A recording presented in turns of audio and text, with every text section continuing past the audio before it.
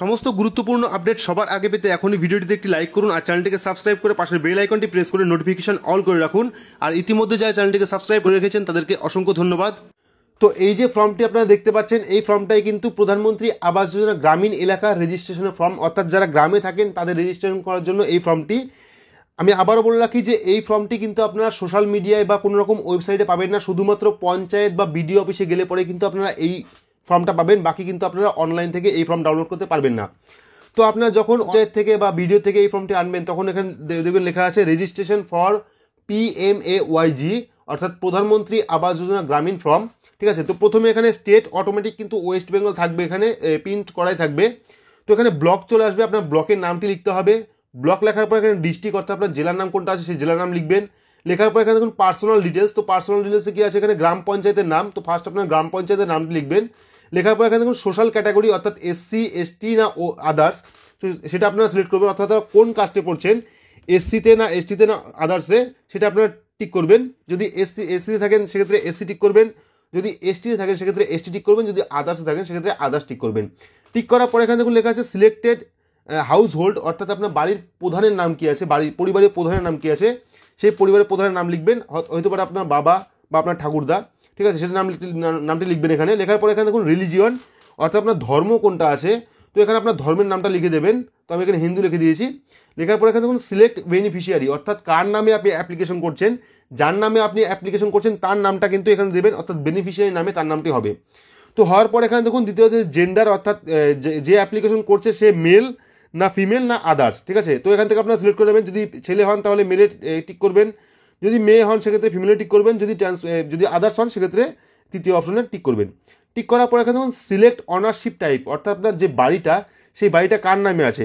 এখানে দেখুন first option joint husband and wife, যদি হাজব্যান্ড অ্যান্ড ওয়াইফের নামে জয়েন্ট হয় সেক্ষেত্রে টিক করবেন, যদি সেলফ অর্থাৎ নিজস্ব বাড়ি থাকে সেক্ষেত্রে সেলফে টিক করবেন, যদি ওম্যান ম্যারিড অর্থাৎ বিবাহিত মহিলার থাকে সেক্ষেত্রে এখানে টিক করবেন, যদি ওম্যান আনম্যারিড হয়ে থাকেন তার জন্য আপনি অ্যাপ্লাই করছেন সেক্ষেত্রে ওম্যান আনম্যারিডে টিক করবেন, যদি ওম্যান উইডো থাকে অর্থাৎ মহিলাটি যদি কোনো কারণে বিধবা হয়ে থাকে সেক্ষেত্রে আপনি এই যে ওম্যান উইডো যে অপশনটা সেখানে টিক করবেন।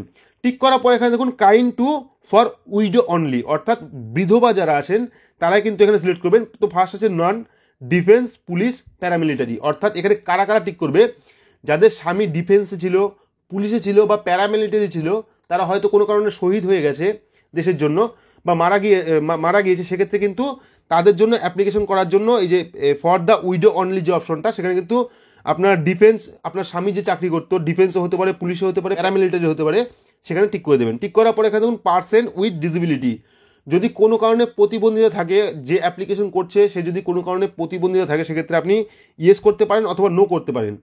তো যদি কোনো রকম প্রতিবন্ধিতা থাকে সেক্ষেত্রে দেখুন এখানে ইয়েস করতে পারেন অথবা নো করতে পারেন। যদি আপনারা ইয়েস করেন সেক্ষেত্রে দেখুন এখানে লেখা আছে টাইপ অফ ডিসেবিলিটি, অর্থাৎ কোন প্রকার প্রতিবন্ধী, তো এখানে দেখুন ফিজিক্যালি অ্যান্ড মেন্টালি, অর্থাৎ শারীরিক বা মানসিক, ঠিক আছে। যদি আপনারা ওপরে অপশনটা ইয়েস করে থাকেন সেক্ষেত্রে এখান থেকে দুটোর মধ্যে যে কোনো একটা টিক করবেন, যদি আপনারা নো করে থাকেন সেক্ষেত্রে টিক করার দরকার নেই, ঠিক আছে। তো যদি টিক করেন সেক্ষেত্রে এখানে দেখুন আরেকটা জিনিস লেখা আছে পার্সেন্টেজ অফ ডিসেবিলিটি, তো শারীরিক প্রতিবন্ধিতা কত পার্সেন্ট, তো এখানে পার্সেন্ট লিখে দেবেন। আপনারা যে যদি কোনো রকম শারীরিক প্রতিবন্ধী থেকে সেক্ষেত্রে ডাক্তার যে সার্টিফিকেট দেয় বা ডাক্তারের যে সার্টিফিকেটটা আছে সেই সার্টিফিকেট দেখতে পাবেন যে কত পার্সেন্ট প্রতিবন্ধিতা আছে, ঠিক আছে, সেটা দিয়ে দেবেন। দিয়ে দেওয়ার পর এখানে দেখুন এন্টার মোবাইল নাম্বার, তো যে মোবাইল নাম্বারটা খোলা আছে সেই মোবাইল নাম্বারটা এখানে লিখে দেবেন। তো তারপরে অপশন কি আছে মোবাইল অনার টাইপ, অর্থাৎ যে মোবাইল নাম্বারটা এখানে দিলেন সেই মোবাইলে অনারটা কে আছে, মানে কার মোবাইল ওইটা। যদি নিজের হয় তাহলে এখানে আওয়ান দেবেন, অর্থাৎ আওয়ান মানে নিজের, যদি আদার্স বা অন্য কারোর ফোন নাম্বার দেন সেক্ষেত্রে আদার্সে টিক করবেন, ঠিক আছে। টিক করার পরে এখানে দেখুন ইফ আদার মেনশন রিলেশন, যদি আপনার কোনো আদার্স রিলেশন থাকে সেক্ষেত্রে রিলেশন টাইপের নাম এখানে লিখে দেবেন। লিখে দেওয়ার পর এখানে দেখুন আধার নাম্বার দেওয়া আছে, তো সেই আধার নাম্বারটা এখানে দিয়ে দেবেন, ঠিক আছে, যার নামে অ্যাপ্লিকেশন করছেন তার আধার নাম্বারটা। আধার নাম্বার দেওয়ার পর এখানে দেখুন ইফ আধার নো গিভেন, তো এখানে আপনারা কিন্তু আধারে এই যে অপশনটা এখানে কিন্তু ইএসআই টিক করবেন, নো তো টিক করবেন না, ঠিক আছে, যেহেতু আপনি আধার কার্ড দিচ্ছেন সেক্ষেত্রে আপনাকে ইএসআই টিক করতে হবে। তো এখানে দেখুন লেখা আছে যদি কোনো রকম রোগ থেকে থাকে, অর্থাৎ ক্যান্সার বা HIV AIDS বা আদার্স কোনো যদি রোগ থেকে থাকে সেক্ষেত্রে এখানে কিন্তু টিক করতে হবে, অর্থাৎ এই যে এই অপশনটা what whether any member suffering from none cancer HIV বা AIDS, ঠিক আছে, যদি কোনো রকম রোগ থেকে থাকে সেক্ষেত্রে আপনি এখানে টিক করতে পারেন, মানে যে রোগটা আছে ক্যান্সার হতে পারে, HIV হতে পারে, সেটা আপনারা টিক করবেন। টিক করার পর আমরা পরে যে পেজটা আছে সেই পেজটাতে যাব। তো সেই পেজে আপনারা ব্যাঙ্ক ডিটেলস দেখতে পাবেন, অর্থাৎ এখানে আপনার ব্যাঙ্ক ডিটেলসটা দিতে হবে। তো এখান থেকে আমরা প্রথমে কি দেখব, প্রথমে দেখুন এখানে লেখা আছে ব্যাঙ্ক এসি ডিটেলস, ঠিক আছে। তো এবার প্রথম অপশন কি আছে, এখানে দেখুন দুটো অপশন আছে, ব্যাঙ্ক এবং পোস্ট অফিস। যদি আপনার ব্যাঙ্কে অ্যাকাউন্ট থাকে সেক্ষেত্রে ব্যাঙ্কে টিক করবেন, যদি আপনার পোস্ট অফিসে অ্যাকাউন্ট থাকে সেক্ষেত্রে পোস্ট অফিসে টিক করবেন। টিক করার পর এখানে দেখুন সিলেক্ট ব্যাঙ্ক টাইপ, অর্থাৎ কমার্শিয়াল না কোঅপারেটিভ না রিজনাল রুরাল, ঠিক আছে। তো এখানে আমি কমার্শিয়াল টিক করে দিচ্ছি, যেহেতু প্রাইভেট কোম্পানি ব্যাঙ্ক। যদি আপনারা কোনো কোঅপারেটিভ ব্যাঙ্কে আপনার অ্যাকাউন্ট থেকে সেক্ষেত্রে কোঅপারেটিভে টিক করতে পারেন। তো এখানে দেখুন সিলেক্ট ব্যাঙ্ক নেম, তো এখানে আপনার ব্যাঙ্ক নামটা দিতে হবে, ব্যাঙ্কের নাম, কোন ব্যাঙ্কে আপনার অ্যাকাউন্ট আছে। তো এখানে ব্রাঞ্চের নামটি লিখে দেবেন, অর্থাৎ যে ব্যাঙ্কটি আপনার অ্যাকাউন্ট আছে সেই ব্যাঙ্কটি কোন ব্রাঞ্চের। এখানে দেখুন এন্টার ব্যাঙ্ক অ্যাকাউন্ট নাম্বার, অর্থাৎ যে ব্যাঙ্কে আপনার অ্যাকাউন্ট আছে সেই অ্যাকাউন্ট নাম্বারটা এখানে দিয়ে দেবেন। দিয়ে দেওয়ার পর এখানে দেখুন enter beneficiary name as per bank account, অর্থাৎ যে আপনার ব্যাঙ্ক অ্যাকাউন্ট যে এখানে দিলেন, যে ব্যাঙ্ক অ্যাকাউন্টের নাম্বারটা দিলেন, এই নাম্বারটা কোন লোকের, অর্থাৎ এই অ্যাকাউন্টটা কার। তো যদি আপনার হয় তাহলে আপনার নাম লিখবেন, যদি আদার্স কারোর হয় সেক্ষেত্রে আদার্সের নাম লিখে দেবেন, ঠিক আছে।